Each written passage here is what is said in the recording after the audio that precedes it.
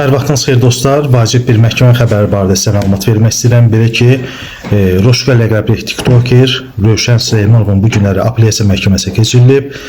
Qeyd edim ki, Roşka ləqəbli tiktoker Nəsimi rayonunun onun barəsində çıxardığı qərardan, yəni 4 aylıq həbs qətimkan tədbiri, eyni zamanda 234.4.3-cü maddəsinə bu barədə narazı idi və apellyasiya şikayəti, yəni o məhkəmənin qərarından apellyasiya şikayəti verib.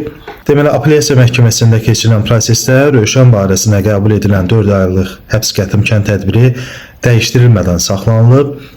Maddə də eyni ilə, yəni 234.4.3, yəni satış məqsədi ilə narkotik vasitələrin qanunsuz dövriyyəsi.